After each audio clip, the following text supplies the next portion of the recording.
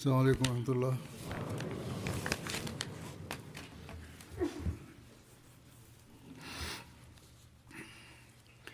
أشهد أن لا إله إلا الله وحده لا شريك له وأشهد أن محمدا عبده ورسوله أما بعد فأعوذ بالله من الشيطان الرجيم بسم الله الرحمن الرحيم الحمد لله رب العالمين الرحمن الرحيم مالك يوم الدين إياك نعبد وإياك نستعين اهدنا الصراط المستقيم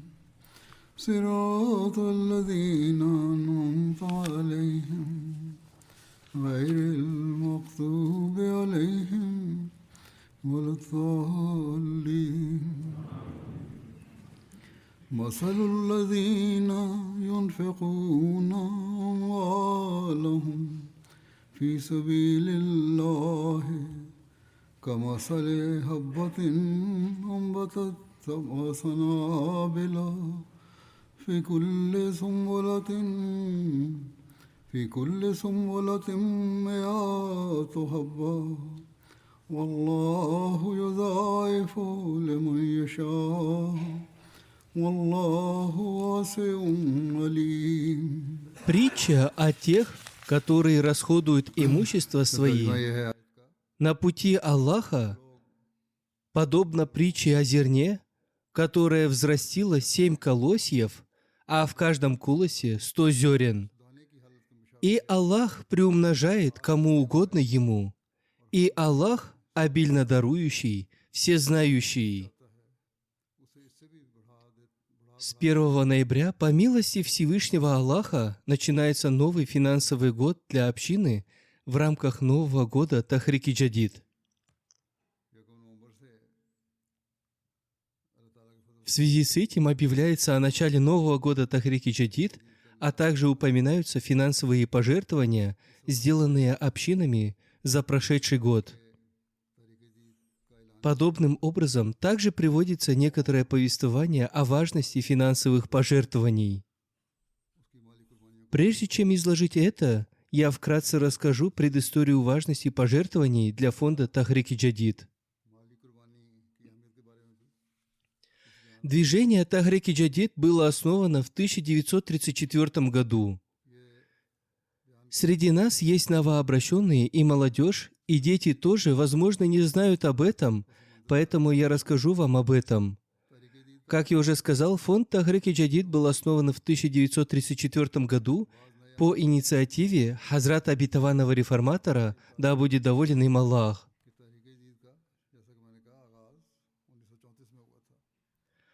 Причиной его создания стало то, что в то время против общины поднялась смута со стороны группы Ахрар, которая подняла большой шум. Возник ураган противостояния, и они провозгласили лозунг «Мы сотрем Ахмадият с лица земли. От Кадьяна не останется и следа. Мы разнесем его кирпичи». Кроме того, у них был план осквернить кладбище Бахишди Макбара, где находится могила Хазрата Обетованного Мессии, мир ему. Для таких людей это обычное дело. В то время правительство не обеспечивало общине необходимую защиту. Более того, уместно будет сказать, что оно поддерживало противников. В такой ситуации Хазрат Обетованный Реформатор, да будет доволен им Аллах, призвал общину создать фонд, чтобы мы могли донести послание ислама Ахмадията до всех уголков мира, укрепить систему общины, чтобы мы смогли противостоять проискам и шумихе противников и опровергнуть пропаганду, ведущуюся против общины. И не только опровергнуть, но и выполнить долг распространения веры, поскольку до сих пор мы не выполняли наш долг проповедования с должной серьезностью.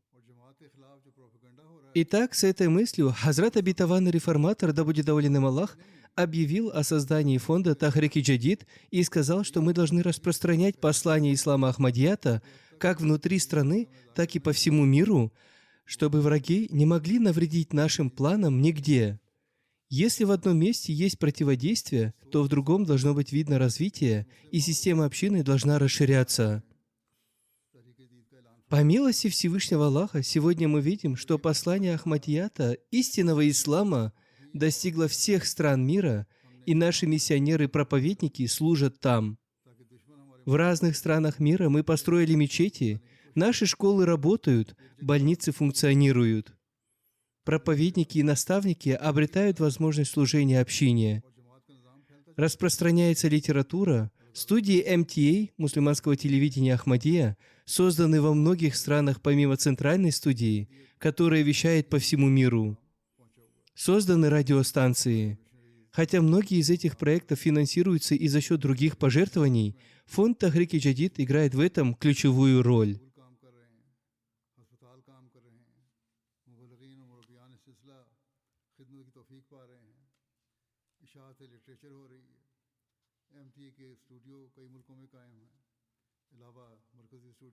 Именно в рамках фонда Тахрики Джадид были подготовлены проповедники для всего мира, и по милости Всевышнего Аллаха примерно в 6-7 странах мира созданы учебные заведения джамия, где готовятся проповедники и наставники, которые затем распространяются по всему миру, занимаясь проповедью ислама Ахмадията.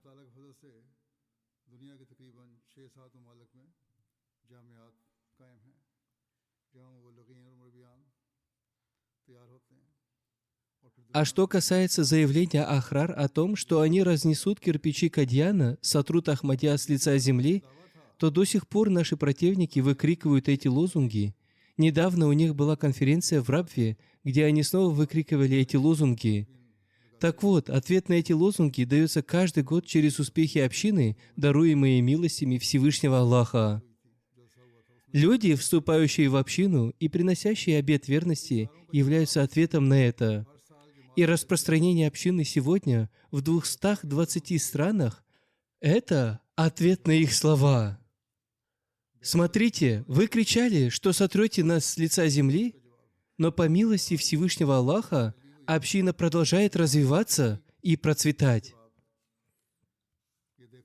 Таким образом, действия Всевышнего Аллаха и Его поддержка являются доказательством того, что притязание Хазрата обетованного Мессии мир ему было истинным и остается истинным, и что Ахмадият, по милости Всевышнего Аллаха, не является делом рук человеческих, не является созданием какой-либо организации или правительства, но является делом, установленным самим Всевышним Аллахом, которое превратилось в могучее дерево, чьи ветви распространились по всему миру, и Всевышний Аллах продолжает расширять его и приносить плоды.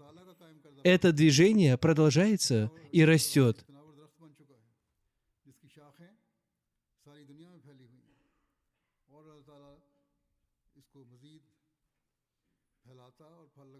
В аяте, который я прочитал, Всевышний Аллах также изрекает: «Пример тех, кто расходует свое имущество на пути Аллаха, подобен зерну, из которого выросло 7 колосьев, а в каждом колосе по 100 зерен. Аллах же умножает еще больше. Аллах обещал: «Я не оставлю без вознаграждения то, что вы расходуете на моем пути. Более того, я обладаю силой умножить вашу жертву в 700 раз и даже более». Таким образом, этим повелением Всевышний Аллах вселил в сердца верующих стремление: будьте щедрыми и расходуйте на пути Аллаха. Расходуйте на распространение религии Аллаха ту миссию, которая была вверена обетованному Мессии и имаму Махди в свое время, а теперь вверена его общине. Затем Всевышний Аллах ниспошлет благословения в наше имущество, и мы видим это каждый год, и я продолжаю рассказывать об этом. В этом году тоже много примеров того, как Всевышний Аллах открывает сердца людей И во многих местах люди, совершенно не заботясь о любой возможной нужде, продолжают приносить жертвы, и тогда Аллах воздает им или дарует их сердцам умиротворение, и они радуются этой жертве, даже если немедленно, даже если результат не видят сразу. Затем, спустя некоторое время, исполняются и те их желания, которые они принесли в жертву, совершая финансовые пожертвования. Всевышний Аллах говорит, что вознаграждение будет и в этом мире, и в будущем. Многие получают вознаграждение уже в этом мире, а вознаграждение в будущем мире и вовсе неисчислимо. Старые ученые также давали такое толкование этому аяту. Например, имам Рази в своем тафсире писал: «Аллах обещал многократно умножить богатство и вернуть его». Он пишет, что Аллах привел доказательства своей власти оживлять и умерщвлять. Если бы этой божественной власти не существовало, то повеление расходовать не было бы твердым, потому что если бы не было существования воздающего наградой и наказанием, то расходование оказалось бы тщетным. Если бы не было воздаяния и наказания, то Аллах не сказал бы: «Расходуйте на моем пути, и я дам вам». Это означает, что именно Аллах вознаграждает тех, кто жертвует на Его пути, а грешники, напротив, получают наказание. В этом контексте он также написал, что иными словами Всевышний Аллах как бы говорит расходующим: «Ты знаешь, что я создал тебя и полностью явил тебе свою милость, и ты знаком с моей силой давать вознаграждение и награду. Поэтому это знание твое должно побуждать тебя к пожертвованию своего имущества, ибо именно Он, всемогущий Бог, воздает за малое великим множеством». И это множество Он описал в примере: «Тот, кто посеет одно зерно, я произращу для него 7 колосьев, а в каждом колосе будет по 100 зерен».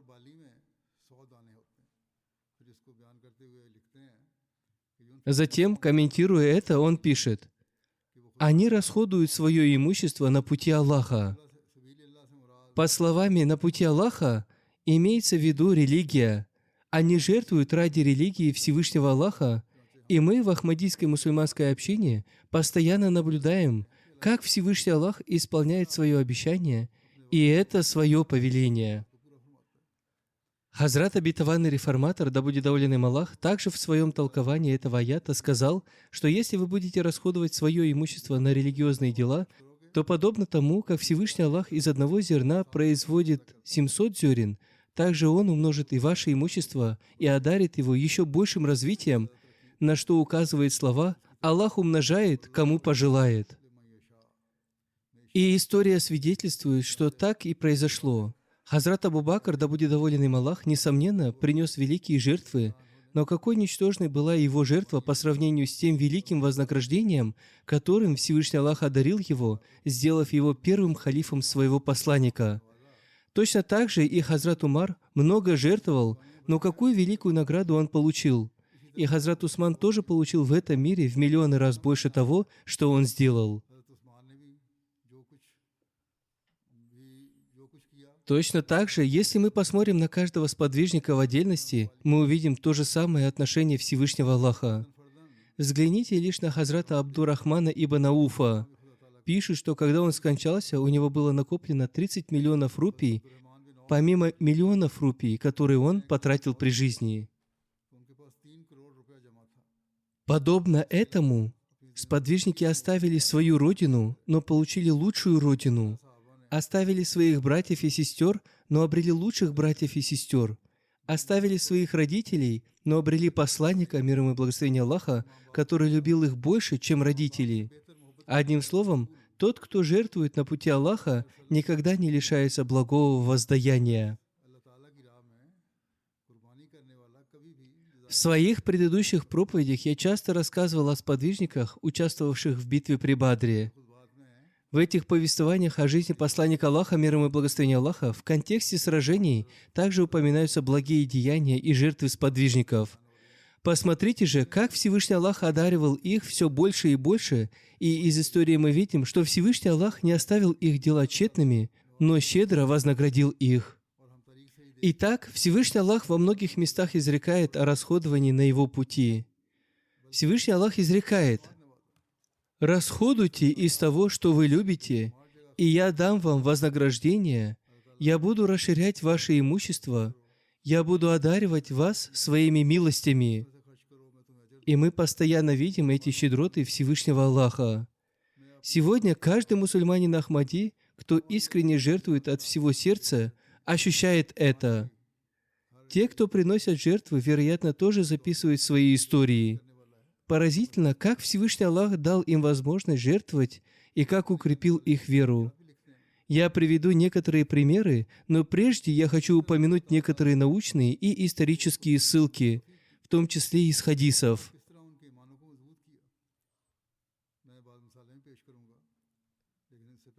Хазрат Обетованный Реформатор разъяснил одно высказывание Хазрата Мессии Иисуса, мир ему, и сказал: «Собирайте себе сокровища на небе, где ни моль, ни ржа не истребляют, и где воры не подкапывают и не крадут». Однако Священный Коран говорит: если вы будете накапливать свое богатство в сокровищнице Аллаха, то не только никто не украдет его, но вы получите как минимум в 700 раз больше, и нет никакого предела для большего. Далее Хазрат Иса, мир ему, сказал: «Там ни одна моль не сможет съесть зерно». Однако Священный Коран говорит, что оно не только защищено от моли, но и возвращается, увеличившись от 2 до 700 раз. Воистину, Аллах не нуждается в помощи людей, но, проявляя милость к своим рабам, если Он даст им возможность совершить какое-либо дело, то через это Он желает возвысить их степени. И в этом мире Он может умножить его практически в 700 раз, но воздаяние за эти благодеяния в будущем мире Он увеличит во много раз больше. Итак, таково обещание Всевышнего Аллаха. Он умножает в 700 раз, и не только для этого мира, но Он продолжает умножать как в этом мире, так и в мире грядущем. Хазрат первый халиф обетованного Мессии и имама Махди, да будет доволен им Аллах, также разъяснил это в одном из своих высказываний. Он сказал: «Хорошо запомните, когда пророки просят пожертвований, они делают это не для себя, а чтобы дать что-то тем, кто жертвует. То есть для пользы тех, кто приносит жертвы, они говорят: жертвуйте, чтобы Аллах одарил вас своей милостью и умножил ваше имущество». Хазрат первый халиф обетованного Мессии и имама Махди, да будет доволен им Аллах, сказал, что есть много способов принести жертву пред Аллахом, и это один из тех путей, о которых упомянуто в начале суры Аль-Бакара в аяте 3. «И расходуют из того, чем мы их наделили». Затем аят, «которые расходуют из своего имущества, любя его». Это также аят из суры Аль-Бакара. Затем в том же разделе Корана упомянуто: «Расходуйте из того, чем мы вас наделили». Это также аят из суры Аль-Бакара. Затем он сказал: теперь подробно разъясняется вопрос расходования на пути Аллаха. В Евангелии есть фраза: «Всякому, кто просит у тебя, дай». Но посмотрите, ведь Священный Коран раскрыл эту тему в 5 разделах, изложив ее очень подробно. Первый вопрос – кому и почему давать? В Писании разъяснено: давайте тому, кто расходует на возвышение Слова Аллаха. Его пример подобен тому, кто бросает зерно в землю, например, проса, и из него прорастает несколько колосьев. Аллах умножает, кому пожелает. То есть в некоторых местах упоминается воздаяние 10-кратно за одно дело, а в других 700-кратно за одно дело. Это различие зависит от потребности, оценки, времени и обстоятельств. Например, если человек находится на берегу реки, стоит холодная погода, идет дождь, и в такой ситуации кто-то просит у него воды, и он дает стакан воды. Вода ведь есть везде. Это не является чем-то великим. Но если человек дает воду тому, кто в пустыне, в полдень, изнывает от жажды, находится на грани смерти, охвачен лихорадкой и жаром, и он дает ему воды, это великое благодеяние. Таким образом, в зависимости от таких различий, Всевышний Аллах установил разницу в вознаграждении. В некоторых случаях жертва очень велика в соответствии с необходимостью, и потребность в ней также высока, поэтому Всевышний Аллах увеличивает ее вознаграждение в 700 раз или даже более. В других случаях жертва не столь велика, но тем не менее в ней есть необходимость, и там Всевышний Аллах не оставляет ее без вознаграждения, а дает двойное или десятикратное воздаяние.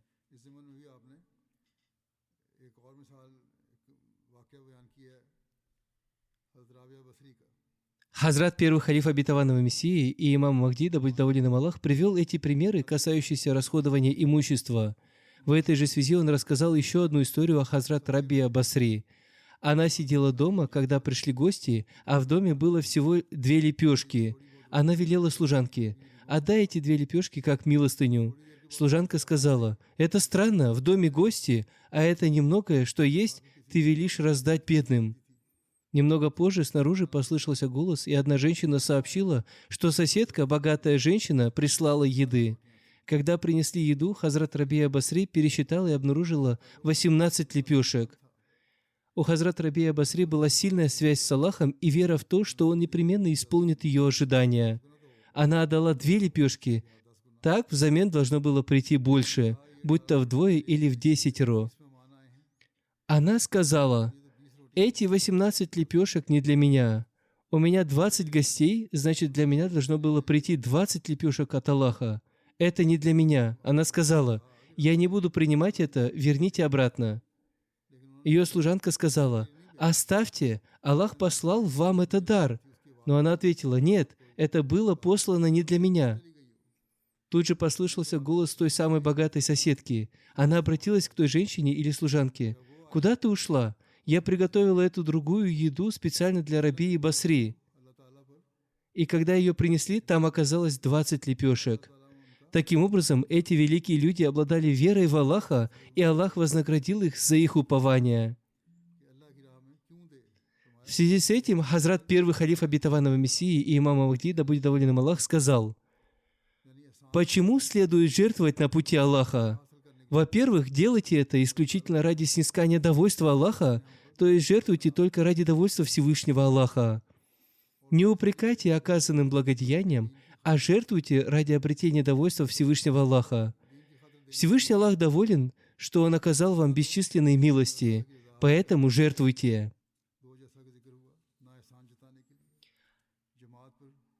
А затем жертвуйте ради религии Всевышнего Аллаха, потому что жертвовать ради религии Всевышнего Аллаха необходимо.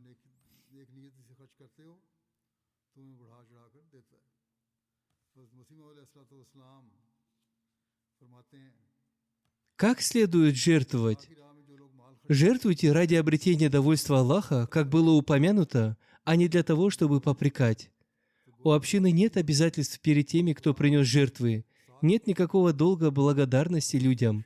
Напротив, это милость Всевышнего Аллаха, ибо когда вы расходуете на Его пути с чистым намерением, Он воздает вам многократно.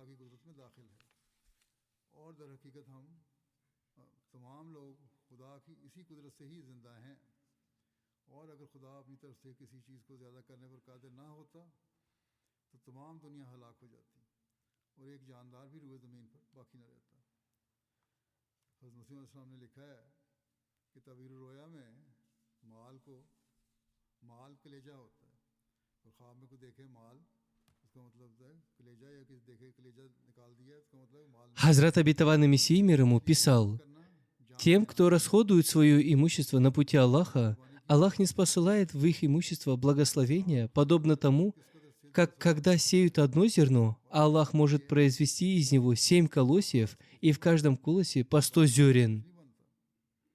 То есть умножить нечто, взяв его за основу, это фундаментальный принцип. Умножить исходную вещь — это в пределах власти Всевышнего Аллаха. И поистине все мы живы именно благодаря этой власти Всевышнего Аллаха. И если бы Всевышний Аллах не был способен умножать что-либо по своей воле, то весь мир погиб бы, и ни одно живое существо не осталось бы на земле.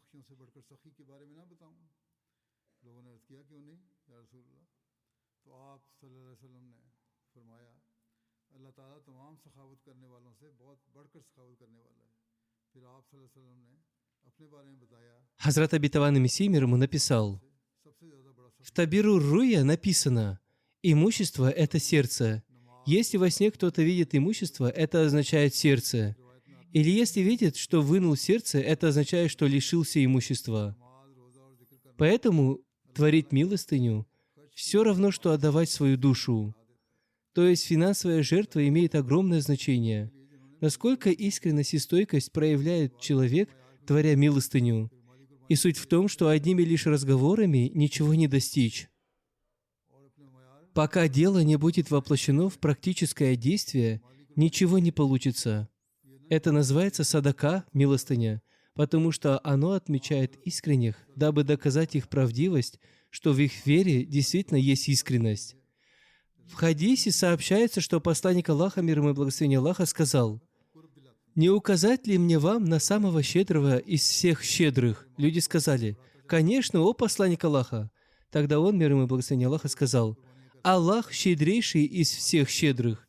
Затем он, мир ему и благословение Аллаха, сказал о себе: «Я самый щедрый из всех людей». После этого он, мир ему и благословение Аллаха, также указал на молитву, пост и финансовые пожертвования. В одном из хадисов сообщается, что посланник Аллаха, мир ему и благословение Аллаха, сказал: «Молитва, пост и поминание Аллаха увеличивает имущество, потраченное на пути Аллаха, в 700 раз». Одним словом, это руководство для тех, кто приносит финансовые жертвы. Им следует также повышать уровень своего поклонения. Не думайте, что лишь принося финансовые жертвы, вы сделали достаточно. Повышайте и возвышайте также стандарты своего поклонения. Совершив финансовое пожертвование, не следует думать, что мы освободились от обязанности поклоняться. Посланник Аллаха, мир ему и благословение Аллаха, сказал, что намаз и пост также необходимы наряду с финансовыми пожертвованиями, как я выше процитировал из хадиса. Именно эти вещи приближают вас к Аллаху, и тогда Аллах, проявляя к вам милость, продолжает умножать ваше имущество.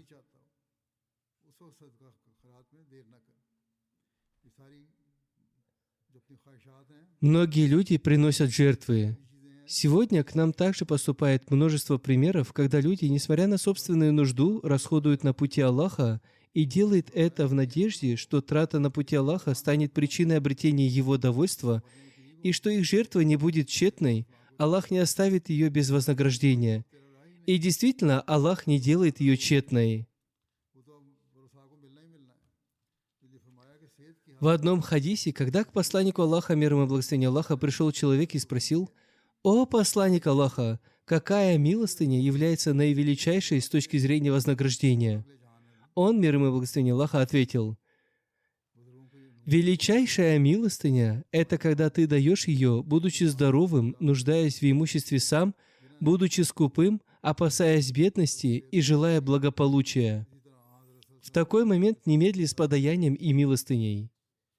Все эти мирские желания и стремления могут присутствовать, но, несмотря на это, ты даешь милостыню, жертвуешь, расходуешь на пути Аллаха. Далее посланник Аллаха, мир ему и благословение Аллаха, сказал: «Как бы ни случилось так, что душа твоя достигнет горла при предсмертном состоянии, и ты, находясь на грани смерти, скажешь: отдай столько-то такому-то и столько-то такому-то, ведь это имущество уже не твое, оно уже принадлежит другим наследникам, и оно перейдет к наследникам». Расходование на пути Аллаха в состоянии здоровья и нужды – это и есть истинная жертва. Если вы поступите так, то Аллах умножит ваше воздаяние как в этом мире, так и в мире будущем. Таковы были примеры праведных предшественников и в нашей общине. Они не считали свое имущество, расходуя его на пути Аллаха, и щедро жертвовали. Подобные примеры мы находим у сподвижников во времена посланника Аллаха, мир ему и благословение Аллаха. В одном из хадисов сообщается, что посланник Аллаха, мир ему и благословение Аллаха, однажды наставил свою своячницу, Хазрат Асму, бинт Абу Бакр, да будет доволен ею Аллах: «Не считай и не жалей, расходуя на пути Аллаха, иначе Аллах также будет давать тебе скупо по счету. Не завязывай горлышко своего кошелька из-за скупости, то есть не замыкайся в скупости, сидя на своих деньгах, иначе его отверстие останется закрытым, и богатство больше не будет поступать в него». Таким образом, он, мир ему и благословение Аллаха, сказал, что если богатство будет расходоваться, то оно и будет приходить, если вы расходуете его на пути Аллаха. Поэтому жертвуйте от всего сердца. Мы видим такие примеры в общине, начиная с Хазрата первого халифа обетованного Мессии, да будет доволен им Аллах. Еще во времена Хазрата обетованного Мессии, мир ему, Хазрат первый халиф обетованного Мессии, да будет доволен им Аллах, регулярно приносил великие жертвы. Хазрат первый халиф обетованного Мессии, да будет доволен им Аллах, во времена Хазрата обетованного Мессии, мир ему, ради поддержки его миссии и оказания ему помощи жертвовал бесчисленные средства. Как упомянул об этом сам Хазрат обетованный Мессия, мир ему: «Если бы я позволил ему, он отдал бы все, что у него имелось». То есть Хазрат Мауляна Нуруддин, первый халиф обетованного Мессии, да будет доволен им Аллах, был готов пожертвовать всем на этом пути, исполняя долг физического служения, подобно духовному товариществу, находясь в постоянном обществе. Я приведу пример из нескольких строк писем Хазрата первого халифа обетованного Мессии, да будет доволен им Аллах, который, обращаясь к Хазрату обетованному Мессии, мир ему, писал: «Я жертва на вашем пути. Все, что у меня есть, принадлежит не мне, а вам. О мой наставник и руководитель, с совершенной искренностью заявляю, если все мое богатство будет израсходовано на распространение религии, то я достигну желаемого».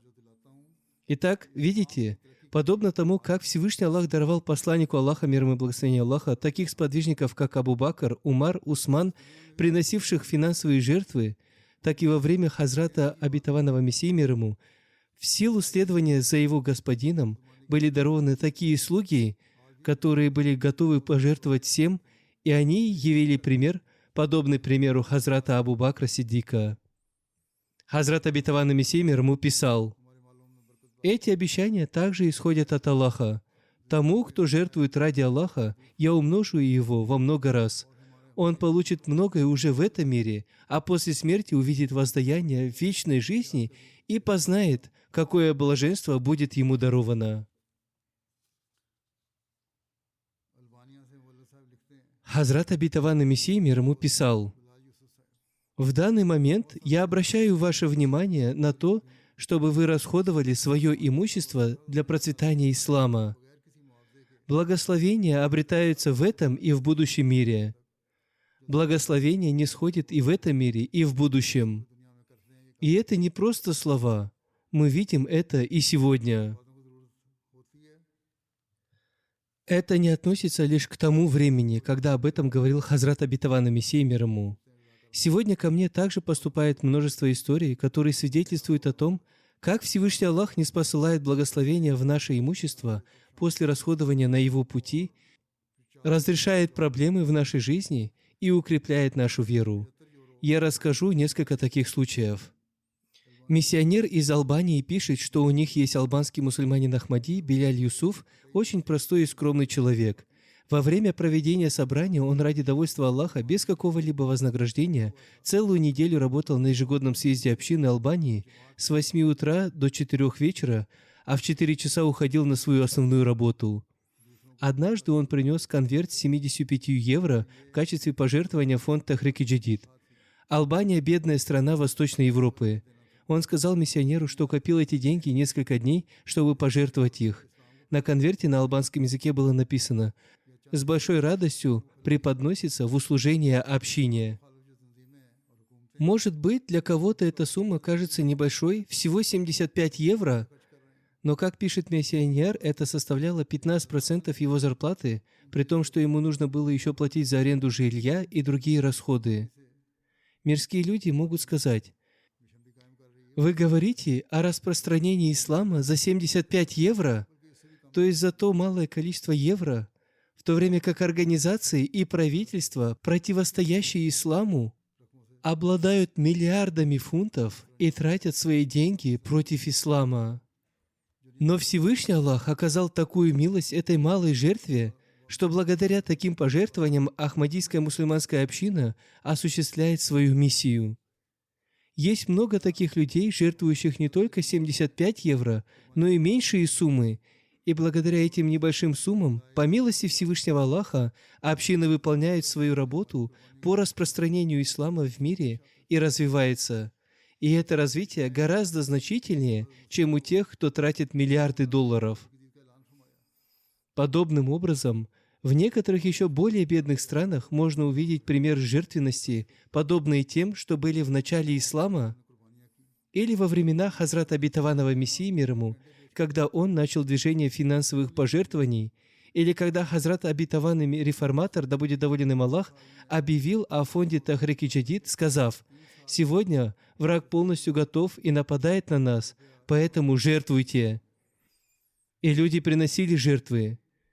Бедные женщины продавали своих кур и куриные яйца, чтобы сделать пожертвования. Это были скромные жертвы. В то время Хазрат Обетованный Реформатор поставил цель собрать в Индии 27 тысяч рупий за 3 года, но община принесла жертвы и собрала 100 тысяч рупий всего за 1 год. И сегодня мы видим примеры жертвенности из бедных стран. Член нашей общины из Индонезии по имени Джави Музафар рассказывает, что к его жене пришла пожилая женщина из общины и предложила несколько вязаных дров с намерением, чтобы они их купили. Он пишет: «У нас не было нужды в дровах, мы уже заготовили их заранее». Они жили в маленьком городке или деревне в этих бедных странах, которые не полностью развиты. Иногда бедные люди топят дровами. Там нет газа или, возможно, они используют керосиновые плиты, но тем не менее дрова тоже используются. Он пишет: «Поскольку мы использовали и другие виды топлива, мы сказали, что не используем много дров и не нуждаемся в них, но в конце концов, поскольку та бедная пожилая женщина принесла вязанки дров на своей голове, жена, сжалившись, купила у нее дрова. Курс индонезийской рупии очень низкий, там речь идет о сотнях тысяч, так что она купила ту вязанку дров за 100 тысяч рупий, что эквивалентно лишь нескольким пакистанским рупиям. В общем, когда они купили их и хотели отдать ей деньги, та пожилая женщина сказала: «Я принесла дрова не для того, чтобы взять у вас деньги и потратить на себя, а чтобы пожертвовать их в фонд Тахрик Джадид. Засчитайте это, пожалуйста, как мое пожертвование в фонд Тахрик Джадид». И его жена, которая также была должностным лицом в женской организации общины, отдала все собранные пожертвования, что были, прямо там, и не взяла с собой ни одной копейки. Точно так же член общины из Индонезии, госпожа Сесилия, рассказывает, что несколько лет назад ее финансовое положение было очень тяжелым. У нее был 7-летний ребенок, и она была беременна вторым. В тот день, когда родился второй ребенок, приближался Ид. У них оставалась невыполненной сумма обещанного взноса в фонд Тахрик Джадид, которая составляла 1 миллион 200 тысяч рупий. Как я уже говорил, курс рупий там очень низкий. Здесь мы видим тот же дух, примеры которого мы наблюдали у наших праведных предшественников. Она пишет: «Наш обещанный взнос составлял 1 миллион 200 тысяч рупий. Мы хотели внести пожертвования в фонд Тахрик Джадид и написать халифу Обетованного Мессии, чтобы он помолился за нас. Мы приложили все усилия, чтобы как-то собрать эти деньги, но из-за бедности это казалось трудным. У меня был очень маленький банковский счет. Когда я проверила, на нем было 1 миллион 250 тысяч рупий. Если бы мы отдали все это, у нас бы ничего не осталось. Тем не менее, они решили, 1 миллион 200 тысяч рупий они пожертвуют от себя, мужа и жены, и старшего ребенка, а оставшиеся 50 тысяч от имени младшего ребенка. Они отдали все деньги, и их счет опустел. У них ничего не осталось». Она пишет: «Но мы не почувствовали сожаления. Напротив, в наших сердцах была радость от того, что мы выполнили свое обещание и включили в него нашего новорожденного ребенка. И какую же милость явил Всевышний Аллах. Уже через неделю мы получили доход в размере 12 миллионов рупий. Увидев это, мы убедились, что Всевышний Аллах выполнил свое обещание об умножении в 10 раз именно таким образом.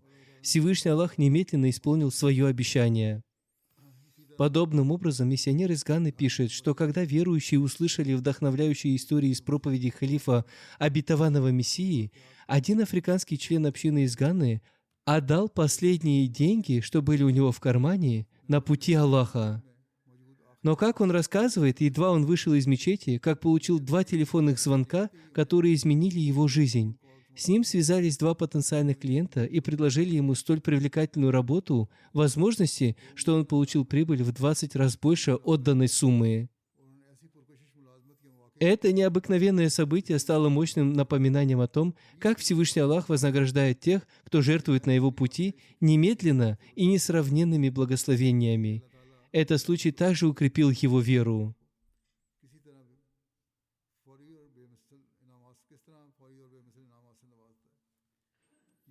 Подобным образом, жена местного миссионера из Кении пишет, что перед рождением их первого ребенка возникло множество осложнений, что вызывало сильное беспокойство, и врачи выражали обеспокоенность. Она рассказала мужу о своем состоянии и переживаниях. Он сказал: «Молись Аллаху, только Всевышний Аллах – наша опора. Самая лучшая и немедленная жертва, которую мы можем принести, это погасить нашу оставшуюся сумму для фонда Тахрик Джадид, поскольку финансовый год подходит к концу, и нам необходимо доверить свое дело Всевышнему Аллаху. Всевышний Аллах обязательно проявит свою милость». У этих людей удивительное состояние веры.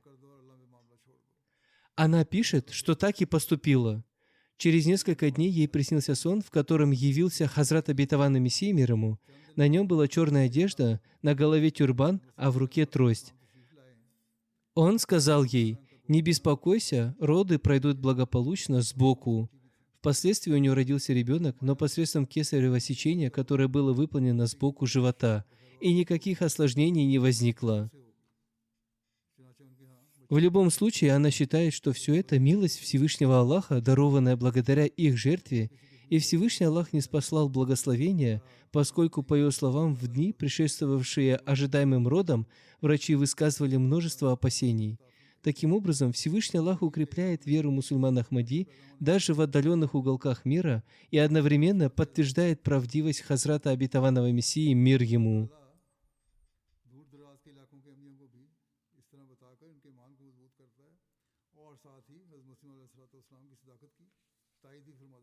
Миссионер из Гвинеи-Конакри пишет, что он рассказывал членам общины вдохновляющие истории из проповедей халифа обетованного Мессии и призывал их к самопожертвованию в виде пожертвований двигаться вперед, и в связи с окончанием финансового года фонда Тахрик Джадид обращал внимание на необходимость выполнения своих обязательств, поскольку бюджет не был выполнен, и его нужно завершить. В тот же вечер один человек пришел в миссионерский дом и сообщил, что этот конверт прислал Мухаммад Аль-Хасан Коби или Якуби. Когда конверт вскрыли, в нем оказалось 300 евро, что в местной валюте составляет примерно 3 миллиона франков, если не больше. Он позвонил господину Коби, чтобы узнать, действительно ли он отправил конверт, и спросил о причине. Тот ответил: «Я слышал от вас в пятничной проповеди, что целевой показатель не выполнен. После пятничной молитвы, когда я прибыл в свой офис, в моем ящике лежала именно эта сумма, а вместе с ней длинный список расходов, которые должны были быть покрыты этими деньгами. Я выбросил список расходов в мусорную корзину и отправляю эти деньги вам, чтобы включить их в пожертвование в фонд Тахрик Джадид». Упомянутый джентльмен уже ранее внес свое пожертвование в фонд Тахрик Джадид на значительную сумму. Таким образом, и среди жителей Африки также встречаются удивительные и поразительные примеры жертвенности. Безусловно, такие истории порождают в сердцах состояние веры. И это делает Всевышний Аллах, ибо это предел человеческих возможностей. Они переживают такой опыт, когда Всевышний Аллах так умножает их воздаяние, что они продолжают приносить жертвы. Существует множество историй, и все их сложно перечислить. Я не могу рассказать даже те, что выбрал, но тем не менее приведу еще несколько таких историй.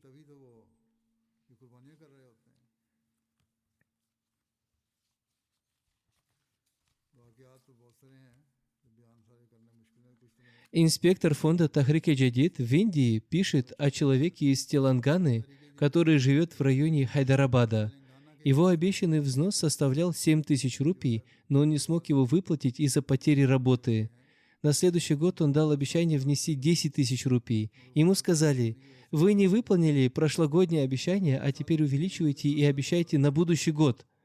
Этот джентльмен ответил: «Всевышний Аллах сам позаботится об этом, я уверен, потому что я жертвую ради Всевышнего Аллаха». И действительно, через несколько дней он получил работу лучше прежней, оплатил взносы за 2 предыдущих года, и в новом финансовом году он увеличил свое обещание с 10 000 до 30 000 рупий, которое также выполнил. Таким образом, Всевышний Аллах вознаградил его доброе предположение о нем. Еще один пример из России. Происходят удивительные события, которые не являются случайностями, потому что те, с кем они происходят, хорошо знают предысторию, в каких обстоятельствах они приносят жертвы, в каких обстоятельствах у них возникла идея пожертвовать, и как затем они увидели могущество Всевышнего Аллаха. В общем, миссионер из России пишет, что один чрезвычайно искренний мусульманин Ахмади, Бахадурджан, некоторое время назад купил машину у таксомоторной компании, чтобы работать на ней. После покупки автомобиля он пошел в офис дорожной полиции для регистрации транспортного средства, но ему сказали, что суд запретил регистрацию этого автомобиля. Он пишет: «При покупке автомобиля я все проверил, и все было в соответствии с законом, но позже я узнал, что эта таксомоторная компания была в долгах, и из-за этого суд запретил компании продавать автомобили. На тот момент у компании было 35 автомобилей, на которые был наложен арест». Бывшие владельцы компании сказали ему: «Мы подали дело в суд, и пока не будет вынесено решение, подождите, и если на то будет воля Аллаха, вы получите автомобиль». Он ответил: «Хорошо». Далее он пишет: «В то время мой взнос в Тахрик-и-Джадид был просрочен. Я подумал, что сначала мне следует оплатить свой взнос. Из опасения, что мой взнос может остаться неоплаченным, если я погружусь в эти мирские заботы, я немедленно уплатил взносы в фонды Тахрик-и-Джадид и Вакф-и-Джадид. Всего через несколько дней я проверил на сайте той же компании и, к своему удивлению, обнаружил, что ограничение на мой автомобиль, который я купил, было снято. Я не поверил и подумал, что, возможно, ошибся. Затем он пошел к инспектору, который проверил и сообщил, что ограничение было снято с одного автомобиля из 35, а снятие ограничения с остальных 34 автомобилей зависит от судебного решения. И этим автомобилем оказался именно тот, который купил он. И по милости Всевышнего Аллаха, благодаря расходованию на его пути, произошла эта милость, и Всевышний Аллах немедленно наградил его.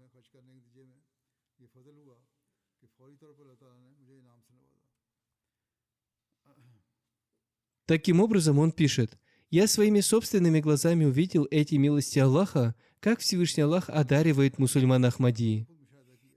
Затем миссионер из Мали, региона Сикаса, пишет, что Всевышний Аллах удивительным образом воспитывает новообращенных, склоняя их к финансовым жертвам.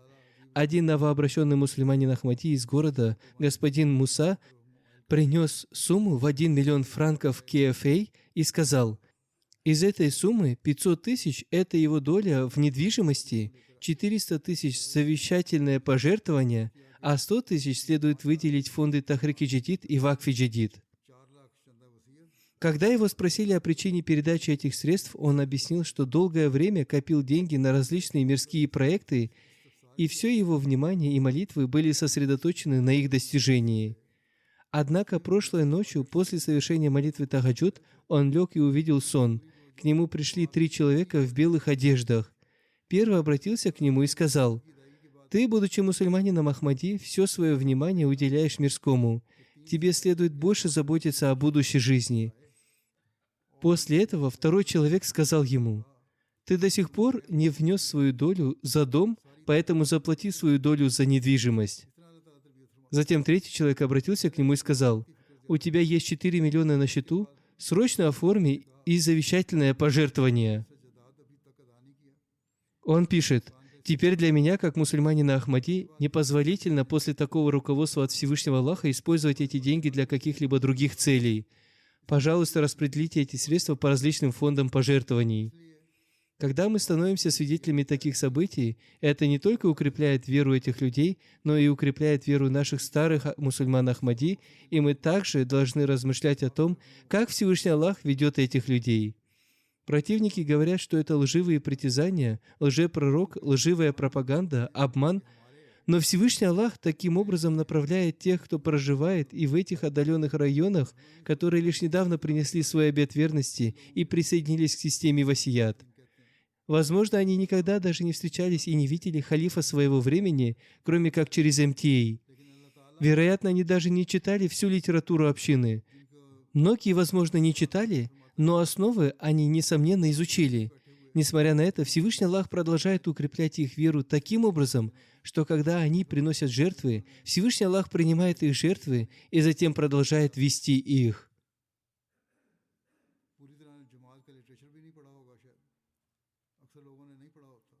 Есть и множество других случаев, которые я сейчас опущу. Это список длинный.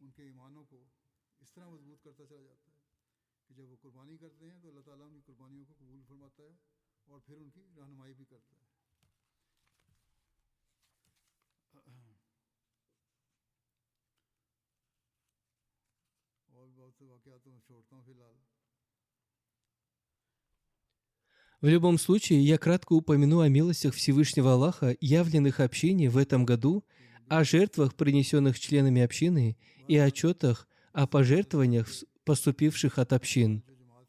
Все это благословение Всевышнего Аллаха, которое мы должны всегда помнить, и нам следует видеть, как Всевышний Аллах взращивает в сердцах как новых, так и давних членов такие чувства, которые побуждают их к жертвенности.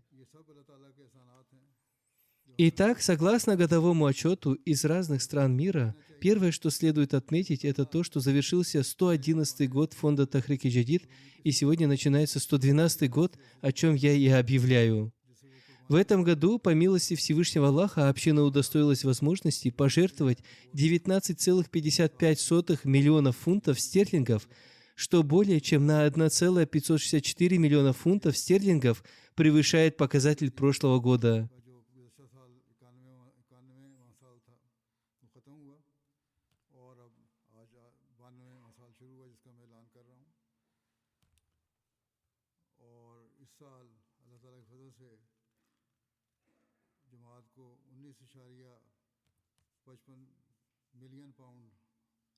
Что касается общих сборов, общины за исключением Пакистана не учитываются в этом рейтинге, но в целом ведущей общиной в мире в настоящее время является Германия, а Великобритания занимает второе место.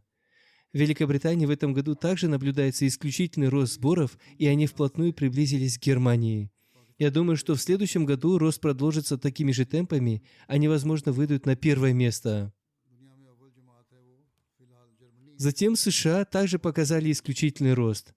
Канада также значительно увеличила сборы по сравнению с прошлым годом. Затем идет Индия, которая также значительно увеличила сборы по сравнению с прошлым годом. Австралия показала исключительный рост. Индонезия аналогично. Также есть общины Ближнего Востока, затем Гана. Гана в этом году также значительно увеличила свои пожертвования.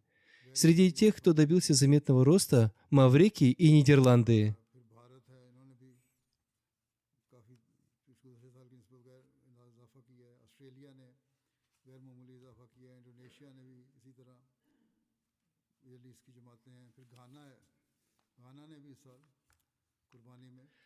Что касается общей производительности, общины, показавшиеся выдающиеся результаты, хотя и не вошедшие в список лидеров, но проделавшие очень хорошую работу, включают Бельгию, Швецию, Францию, Нидерланды уже упоминались, Кабиль, Бангладеш, Буркина-Фасо, Новую Зеландию.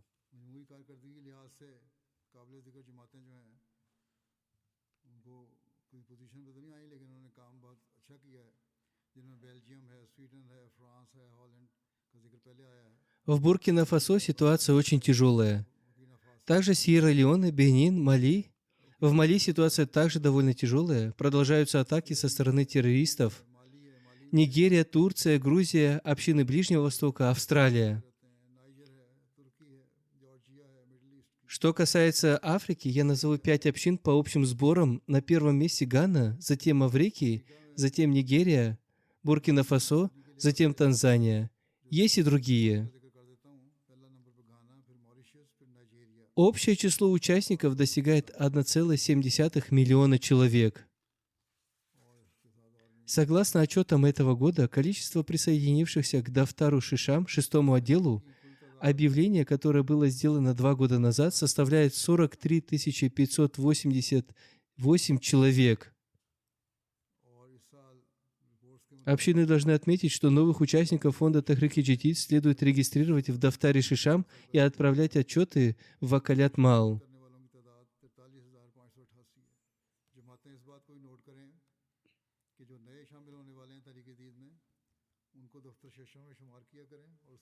Десять ведущих общин Германии: Ротгау, Оснабрюк, Пенеберг, Нида, Флорсхайм, Рюденберг, Бремен, Нойвид, Фрайбург им Браксгау, Кобленц.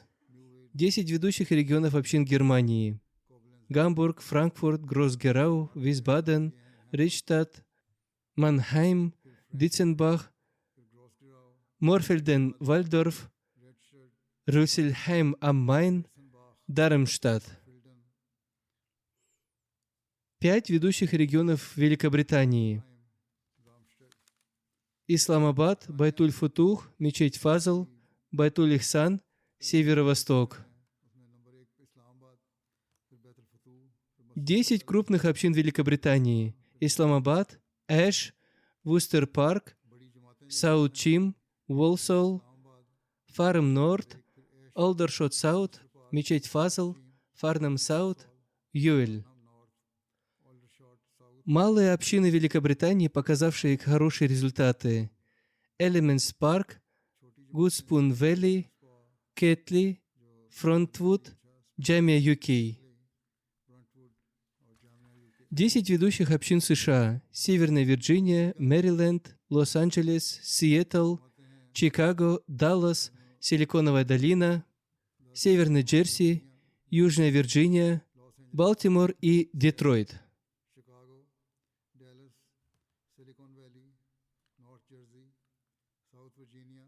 Местные общины Канады: Вон, Калгари, Пис-Виллидж, Ванкувер, Торонто-Вест, Брамптон-Ист, Миссисага.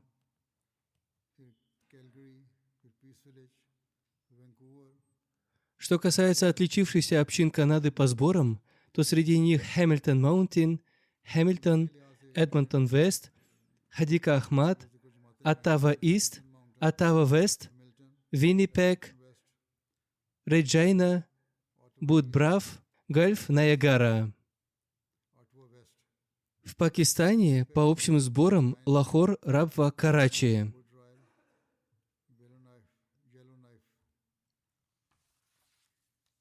На местном уровне Исламабад, Фейсалабад, Сиалкот, Саргота, Умаркот, Наравал, Мирпурхас, Рахим-Ярхан, Тоба-Тек-Сингх, Леях.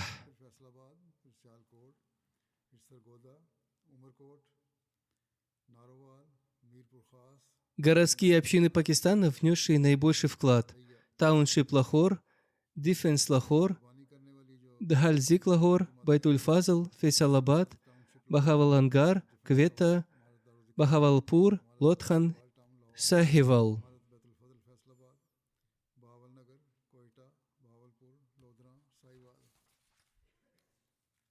10 ведущих общин Индии: Керала, Тамил-Наду, Телангана, Одиша, Джамму-Кашмир, Карнатака, Пенджаб, Бенгалия, Махараштра, Дели. 10 ведущих общин Индии по пожертвованиям: Хайдарабад, Коимбатур, Тамил-Наду, Кадьян, Коджикоде, Каликут, Милапалам, Манджари, Керала, Бангалор, Каринг, Калькутта, Керулай. 10 ведущих общин Австралии: Мельбурн, Ланг-Уоррен, Мельбурн, Бервик, Масден-Парк, Пенрид, Мельбурн-Вест, Касл-Хилл, Аделаида-Вест, Мельбурн-Клайд, Перт, Мельбурн-Ист.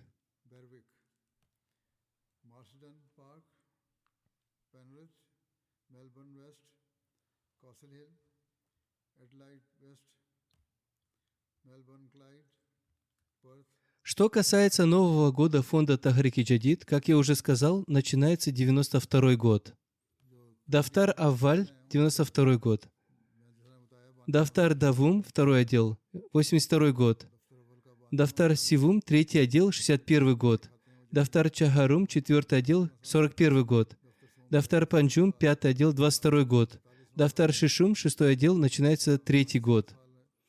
Как я уже сказал ранее, новые участники должны регистрироваться в Дафтаре Шишум, шестой отдел. Хазрат Обетованный Мессия мир ему сказал: «Мои дорогие друзья, я заверяю вас, что Всевышний Аллах даровал мне искреннее усердие ради сочувствия к вам и одарил меня истинным познанием для вашего преуспевания, веры и духовного постижения. Вы и ваше потомство крайне нуждаетесь в этом познании. Поэтому я готов стоять на этом посту, дабы вы, люди, оказывали помощь вашим религиозным миссиям из своих чистых, дозволенных средств, и дабы каждый человек, насколько хватит дарованных ему Аллахом возможностей, сил и способностей, не скупился на этом пути, не ставил свое имущество выше Аллаха и Его посланника. А затем, насколько это в моих силах, я буду распространять через Писание те знания и благословения, которые ниспослал мне Святой Дух Аллаха по странам Азии и Европы». Одним словом, миссия, возложенная Всевышним Аллахом на Хазрата Обетованного Мессии мир ему, теперь является нашей задачей. В Азии, Европе, Америке, Африке, арабских странах, странах Южной Америки и на островах, повсюду, благодаря этим финансовым жертвам, Всевышний Аллах дарует нам возможность донести послание ислама. И не только финансовые пожертвования людей, находящихся здесь, в Европе, но и сами люди тех стран, как я уже приводил примеры, также принимают самое активное участие в финансовых пожертвованиях. Пусть Всевышний Аллах примет их жертвы, ниспошлет благословения в их имущество и души, ниспошлет безграничное благословение в наши усилия и породит их наилучшие плоды. Пусть мы в скором времени увидим установление власти единого Бога в мире и увидим знамя посланника Аллаха, мир ему и благословение Аллаха, развивающимся высоко. Аминь.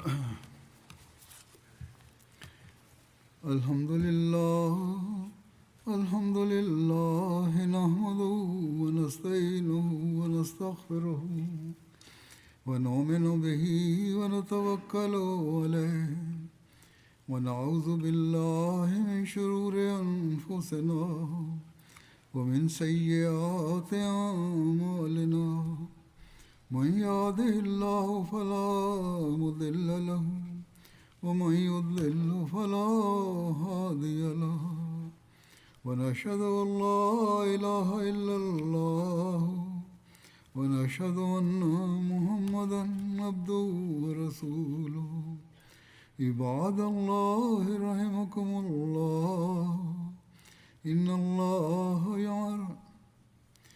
الله يأمر بالعدل والإحسان وإيتاء ذي القربى وينهى عن الفحشاء والمنكر والبغي يعظكم لعلكم تذكرون اذكروا الله يذكركم وادعوه يستجب لكم ولذكر الله أكبر